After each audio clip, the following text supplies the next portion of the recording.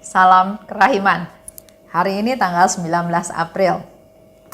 Kita akan baca dari dua nomor, 859 dan 860. Kita mulai dalam nama Bapa dan Putra dan Roh Kudus. Amin. 859. Krakow, Pratnik, 1 Januari 1937. Yesus, Engkau andalanku. Hari ini tengah malam, aku mengucapkan selamat tinggal kepada tahun lama 1936 dan menyambut tahun 1937. Pada jam pertama tahun baru ini, dengan takut dan gemetar, aku menghadapi masa yang baru ini. Yesus yang Maha Rahim, bersamamu aku maju ke medan pertempuran dengan berani dan perkasa. Dalam namamu, aku akan menggenapi segala sesuatu dan mengalahkan segala sesuatu. Ya Allahku, Sang kebaikan yang tanpa batas, aku mohon kepadamu, biarlah kerahimanmu yang tanpa batas menyertai aku selalu dan dalam segala hal. Begitu memasuki tahun baru ini, ketakutan akan kehidupan menguasai hatiku. Tetapi Yesus membawa aku keluar dari ketakutan ini dan membuat aku mengetahui betapa besarnya kemuliaan yang akan dihasilkan oleh karya kerahiman ini kepadanya. 860. Dalam kehidupan ini, ada waktu-waktu saat jiwa menemukan penghiburan hanya dalam doa yang khusyuk.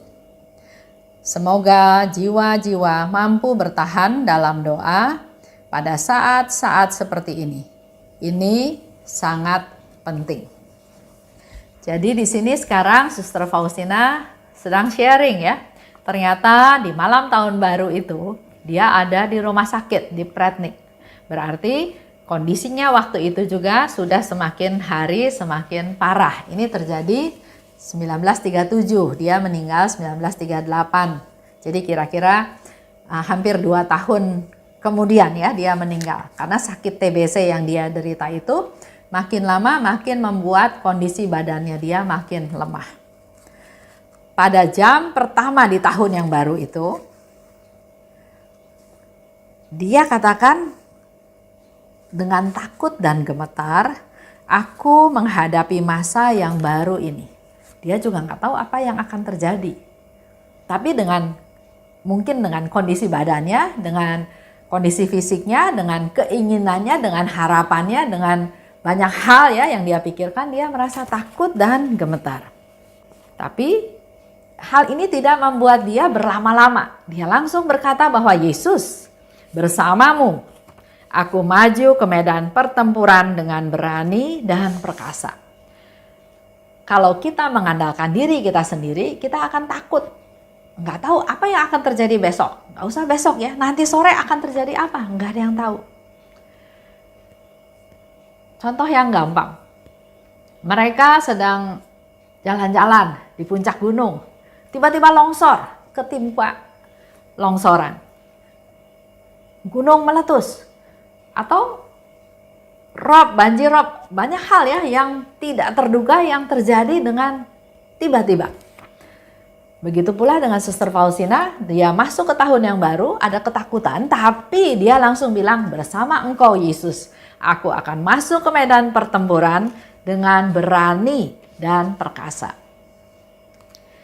Dalam namamu, aku akan menggenapi sesuatu dan mengalahkan segala sesuatu.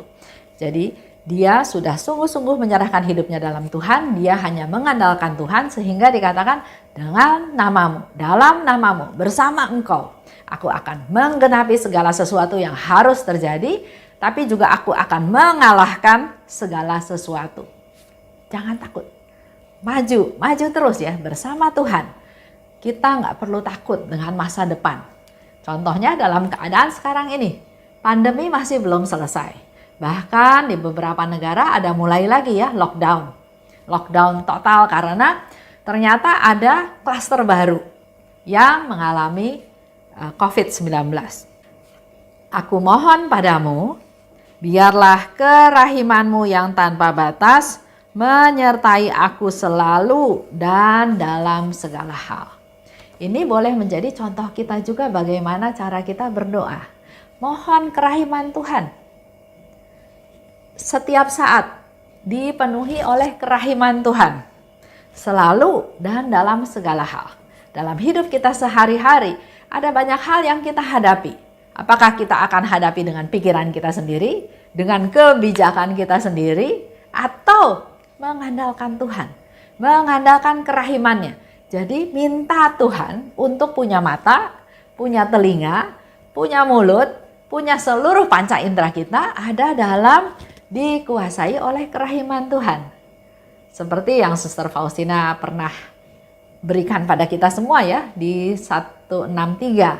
Dia minta pada Tuhan, Tuhan, jamah mataku akan penuh dengan kerahiman-Mu. Supaya jangan menghakimi orang, supaya bisa melihat mereka-mereka yang perlu dibantu. Dengan mata kerahiman, kita membantu mereka, peduli pada mereka, peka dengan keadaan sekitar, bukan menghakimi, bukan mencibir, bukan hal-hal yang bukan berasal dari Tuhan. Punya mulut juga, mulut yang berbelas kasih.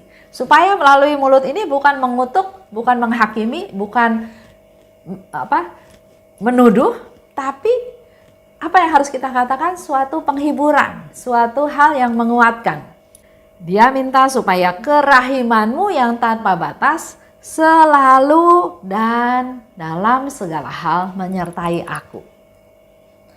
Kerahiman Tuhan harus menjadi pola hidup kita sehari-hari, nyata dalam tindakan kita sehari-hari. Memasuki tahun yang baru ini, ketakutan akan kehidupan menguasai hatiku. Tapi Yesus membawa aku keluar dari ketakutan ini. Jadi buat Bapak Ibu yang sekarang mengalami ketakutan, wajar ya. Tapi harus ada tindakan lebih lanjut. Seperti yang Suster Faustina katakan, dia serahkan, dia andalkan Tuhan. Dan karena mengandalkan Tuhan, karena menyerahkan semuanya pada Tuhan, maka Yesus akan menarik kita keluar dari ketakutan-ketakutan tersebut. Dan membuat aku mengetahui betapa besarnya kemuliaan yang akan dihasilkan oleh karya kerahiman ini kepadanya. Suster Faustina melihat sesuatu di masa yang akan datang bahwa betapa besar kemuliaan yang akan dihasilkan melalui kerahiman ini. Di 860, dalam kehidupan ini satu sharing ya Suster Faustina mungkin akan berguna buat kita semua.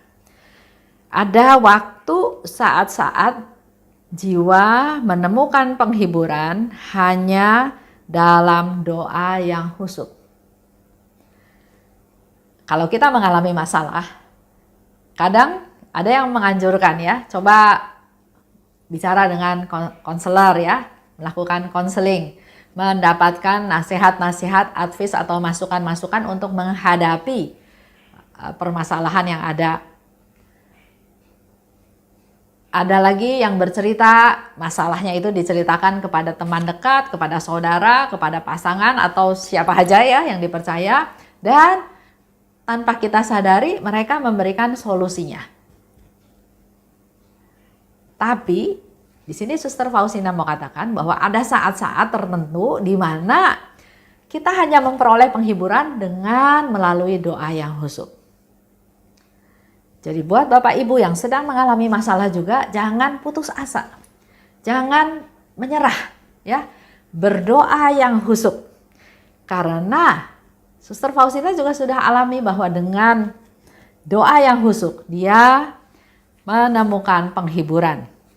Dan doa Suster Faustina adalah semoga jiwa-jiwa mampu bertahan dalam doa pada saat-saat seperti itu. Dan ini sangat penting. Kita perlu memberikan masukan, memberikan penjelasan atau sharing ya. Jadi kalau ada orang-orang sedang menghadapi masalah, bukannya kita menghindar, bukannya kita nggak mau tahu, atau bukannya kita acuh tak acuh ya. Tapi mari beri dia nasihat. Dengan kita mendengarkan, otomatis sebagian daripada kesusahannya sudah bisa dilepaskan, terobati. Selanjutnya beri dia nasihat, beri dia kekuatan. Kalau perlu bersama-sama berdoa. Kita berdoa yang khusyuk. Karena memang ada saat-saat tertentu di mana penghiburan hanya melalui doa. Nggak bisa mengandalkan orang lain. Nggak bisa mengandalkan situasi apapun. Hanya dengan doa yang khusyuk.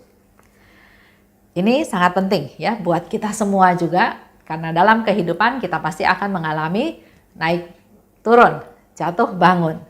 Mari kita ingat bahwa di saat-saat tertentu penghiburan hanya dengan doa. Dan doa yang khusyuk. Percaya pada Tuhan, mengandalkan Tuhan. Yesus, Engkaulah andalanku. Amin. Dalam nama Bapa dan Putra dan Roh Kudus. Amin.